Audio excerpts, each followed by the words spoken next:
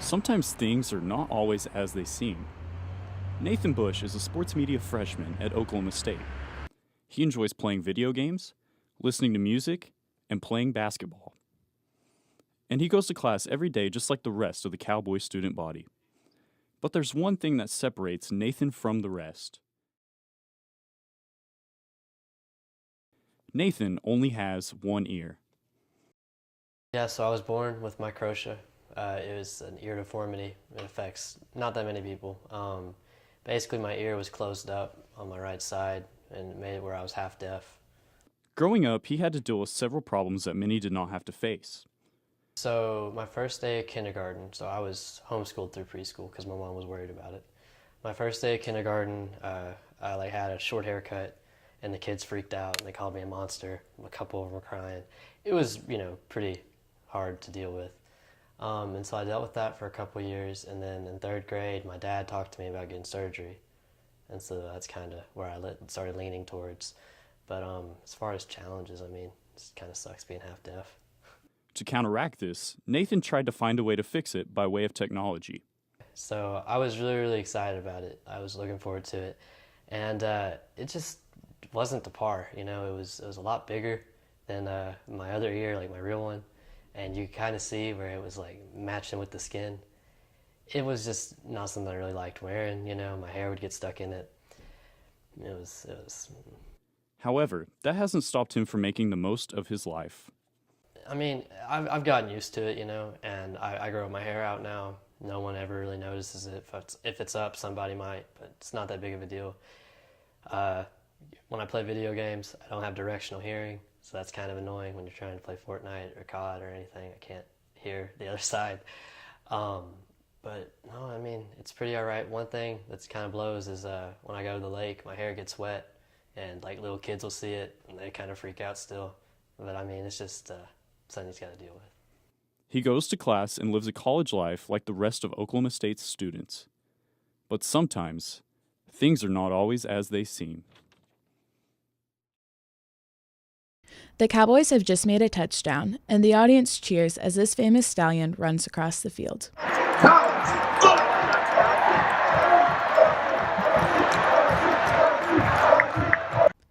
This OSU tradition began in 1984, and soon Bullet was famous throughout the OSU family.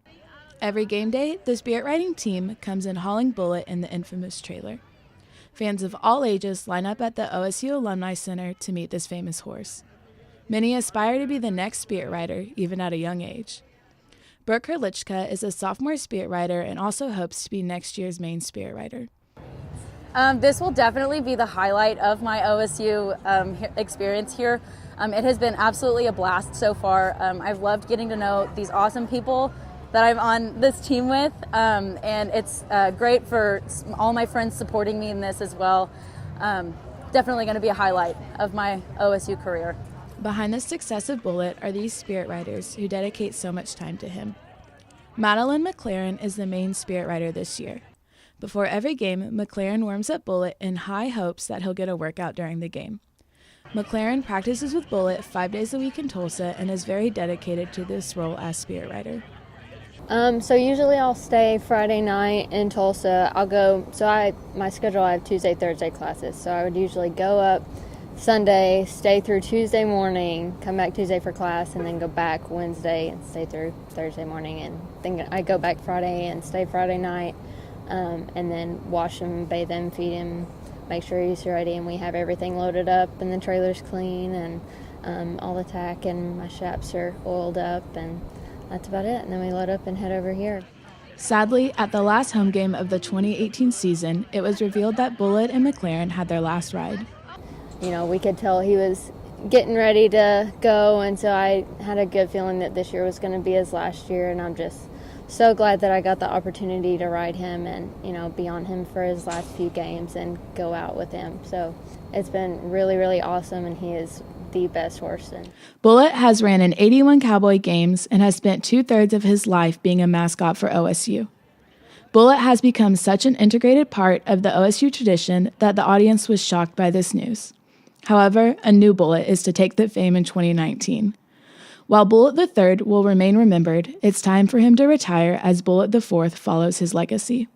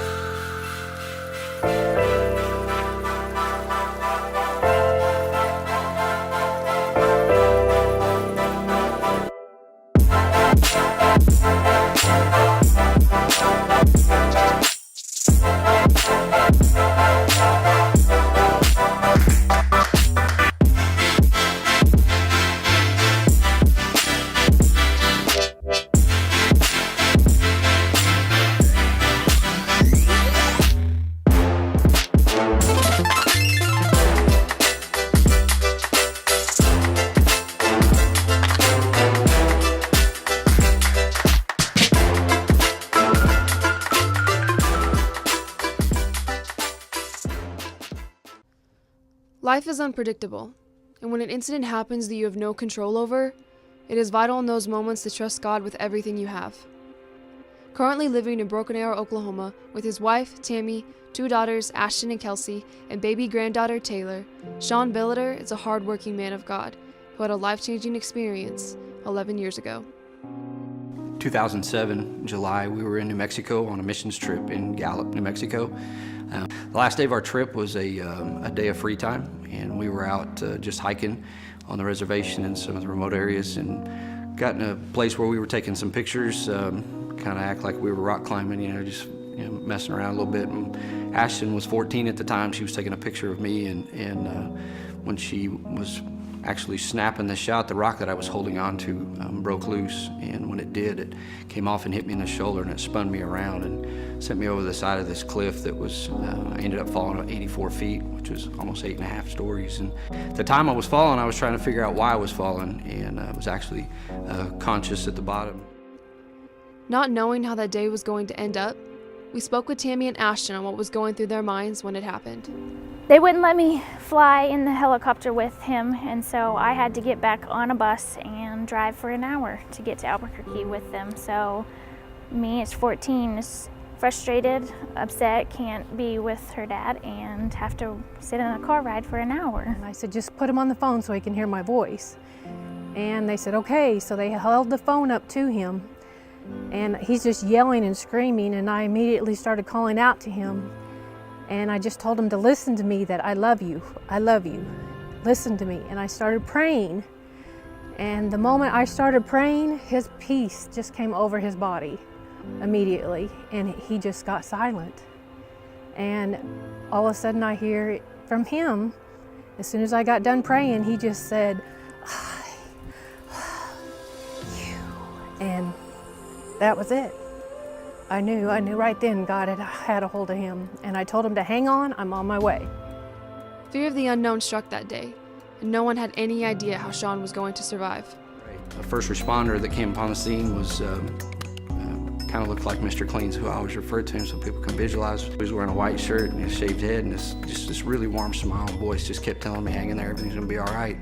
And he just kept encouraging me, and as I was sharing with the guys when I got back, we were trying to figure out what all had transpired, and nobody seemed to know this individual that I was referring to. Nobody's seen this first responder but me, and so I'm very confident that was my angel who was there to comfort me through this time. The miracles, the small details that God did, let me know that I was that important to him, and him being there and providing for us through all of these miracles has increased the faith of my family, the strength, the boldness to believe for what God can and is willing to do for us. Gives us a peace and assurance into today's day, and age, to be able to trust in him no matter what the circumstances are. He's always there for us, and he will provide. And the family continues to hold on to the scripture to this day and beyond. I will not die but live, and will proclaim what the Lord has done. A brother, a friend, and a fighter. During his time on Earth, and even after his time was up, there was no denying that Ryan Babbs was unlike anybody else. So my brother Ryan was born on April 20th, 1985. He was the first of 3 children for my mom and dad. For Ryan Babbs, life had come harder for him than most. He was diagnosed with leukemia at age 8, I believe, which was really hard for my parents. They've never experienced anything like that. He recovered, and he was in remission for that for a while, and then I believe when he was 11, he was diagnosed again with leukemia. He ended up getting over that as well, and he was a 2-time survivor for that, which was really inspirational for everybody that he knew in my family, and it was really awesome. Ryan was 2-0 against cancer, and his family was excited for him to start his new life again. It was just a miracle that he was a survivor for 2 events like that. Tragically and unexpectedly, at the age of 29, Ryan faced his final battle. On December 14th, 2014, he was involved in a 1-person car accident, and it was not recoverable. Knowing that he had survived both of those traumatic life events and to be killed by a car accident, it was just devastating. With a devastating loss, the family sought comfort in visiting a place Ryan loved. To remember him, we went to Florida over spring break, where we spread his ashes. As a way to say their goodbyes, the family each wrote a letter to Ryan and put it in a bottle. We just got to say whatever we wanted to say. None of them were read out loud. With no intentions of the bottle ever being found, it was thrown into the ocean, leaving their goodbyes to go with the waves. We just came back and continued living our lives, and then a pastor from Branson, Missouri, he had gone on vacation with his wife in Florida, and they were just walking alongside the beach one day, and they found 2 of the bottles, I believe, saying that they prayed for my brother and for my family. I have no idea how they found my mom. I really don't, because the only name on there was Ryan. This message was completely unexpected, but very much needed. The family found immense peace of the findings of their notes to their son, brother, and friend. It was really touching. Ryan's obvious resilience and determination through his lifetime was apparent. Through his subtle hint at a message from Ryan, the family found comfort in the fact that Ryan's time on Earth had come to a close, but his time in heaven was only the beginning.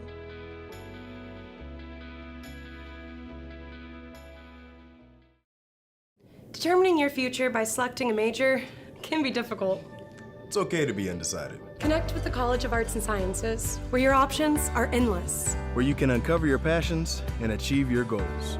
Express your creativity by exploring a career in the visual and performing arts. Investigate new discoveries to make the world a better place with a career in science. Advance knowledge, communicate progress, and contribute to a healthier planet with a career rooted in the social sciences. Discover your career by looking at the world from different perspectives through the humanities. Realize a better tomorrow through problem solving and mining data that can change lives. CAST prepares you to succeed through internships, study abroad, student-guided research projects, and service activities. With 109 majors, 52 minors, and 24 departments, the only thing missing is you. College of Arts and Sciences. Connect. Achieve. Succeed. When you have a team of physicians and nurses that really truly care about their patients, that translates into patient care. It's a small practice, it's a small town. Everybody really takes that time to put the patient first. Everybody cares what's happening to me and that I'm making progress and I'm gaining my freedom back and my mobility back. This patient is saying thank you.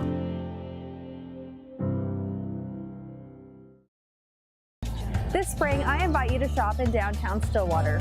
Downtown Stillwater is home to locally owned shops, boutiques, eateries, and dependable professionals that you can trust.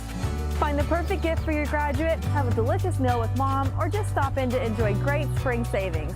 By creating a demand for local goods and services, you can ensure a place for the local businesses that help give our community character and keep it unique. On behalf of Downtown Stillwater, thank you for shopping local.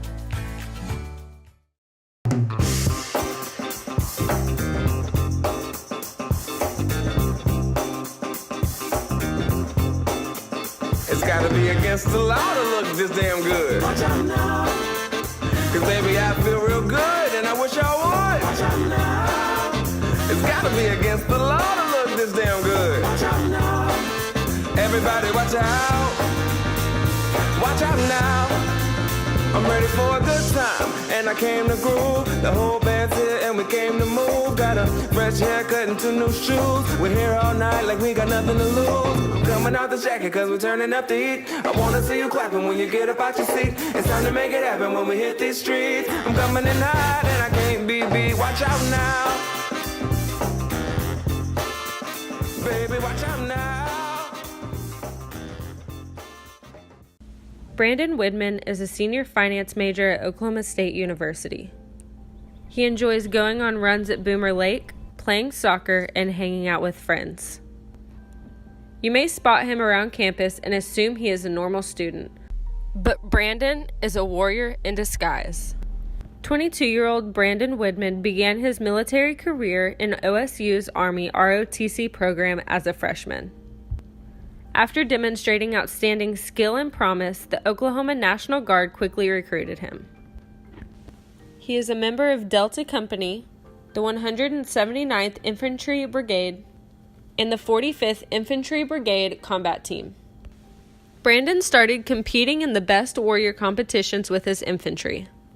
After winning competitions at the local level, Brandon was chosen by his unit's commanding officer to represent his unit in the Oklahoma statewide Best Warrior competition. I had no plans of making it all the way to the state competition. And then finally, when I made it to the state competition, I was like, oh, I made it this far, I'm going to push all the way. And then I won Soldier of the Year. Marksmanship, a PT test, 30 seconds, and an obstacle course. There you go. These are a few examples of the events taking place at the 2018 Army National Guard Best Warrior Competition. So the Best Warrior competitions, it came at my company level, then I did a brigade level, and then I did a state level. And then I made it to regionals, but I got injured at regionals, so I only did like half the competition. But I think each competition got like a little more stressful and a little more difficult. The first competition was just my company level, so it's out of like my 200 soldiers at my company, and I competed there. It was like a small competition, a PT test, and a like just basic Army knowledge. And then I went to the next level, and that one we did like a 12-mile ruck march, the same PT test. And then the state competition was way more complicated. There was like 12 different stages that we had to go through, and each stage was something that I had like heard of but not fully done before. So it was like each level got harder and harder, I think.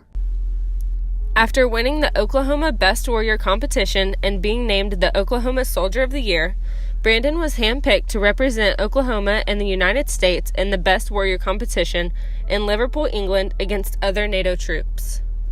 Competing with other NATO troops was really fun, I think, because I got to go to the UK and it was my first time being out of the country. And all of the other troops were super like wanting to talk to you and get to know you, and we learned more about all of their military tactics and everything.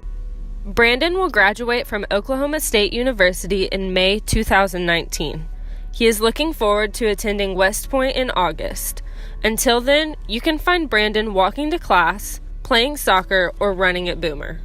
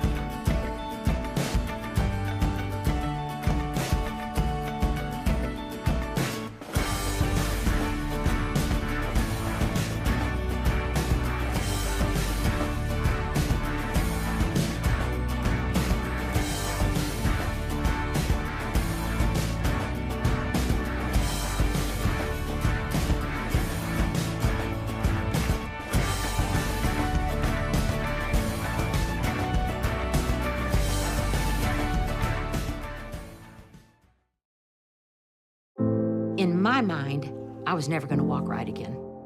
Before we were through, we had walked 23 steps. And that was my first steps of freedom. This patient is saying thank you.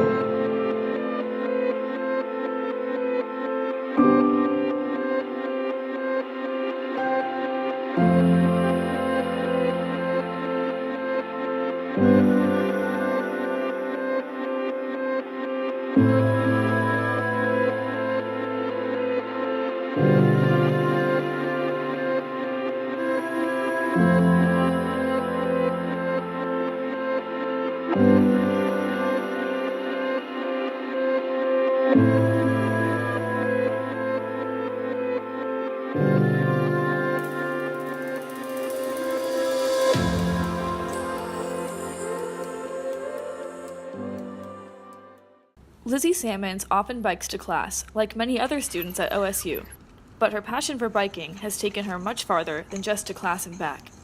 Lizzie had the best and most challenging summer of her life. She spent her vacation with a group of 10 other college women riding bicycles 1,700 miles down the West Coast. But this was not just for fun. Lizzie made this trip with Pedal the Pacific, an organization that benefits victims of sex trafficking. As the Pedal the Pacific women traveled down the coast, they raised money and awareness for the Refuge Austin, a safe place for child victims of sex trafficking. Child sex trafficking is the fastest growing crime in America, according to the Institute on Domestic Violence and Sexual Assault. I think something that really got my attention was just the fact that it can happen to anyone. And it's happening in Stillwater. It's happening in the Woodlands in Texas, was found as like a big epicenter of sex trafficking. And I don't know, just the fact that I have I have the opportunity to go to college. I got a great education in high school, and I'm pursuing law school, and I have just this, I'm able-bodied. I think I have this philosophy of if you can do something, you should. If you can do something that's going to help other people, that's going to help you grow as a person, then you should. My team dedicated $50,000 to something called the Passion Fund, and so we pretty much just decided that we wanted these girls to be able to pursue their passions as well once they got to the refuge, which is the beneficiary. And so a girl comes to the refuge and she was maybe abducted when she was 7 or 8, or immigrated across the border and she was abducted when she was really, really young. She's never had a chance. She's been too worried about surviving than to, oh, I think I take an interest in photography or cycling or dog training, whatever it may be. So the Passion Fund is just dedicated to, once a girl is healed and safe and she has the opportunity to start discovering these things, then we just want her to be able to run with that. Inspired by Lizzie's work with this noble cause, Haley Felix, a senior and Lizzie's sorority sister, will be joining the Pedal the Pacific Women next summer. This is something that I really want to be a part of. I am incredibly inspired by what the refuge is doing, and so I decided to kind of take that leap of faith and commit to biking and commit to learning that just to be a bigger part of the refuge and fighting sex trafficking, especially child sex trafficking. Riding your bike down the West Coast isn't the only way to make a difference. I think just doing research is a huge part of it, because what I've seen, once people find out the severity of sex trafficking in the United States, they can't help but to do something about it. You don't have to pedal the Pacific, or you don't have to donate like a bunch of money, but little things, if a lot of people are doing them, make a big difference.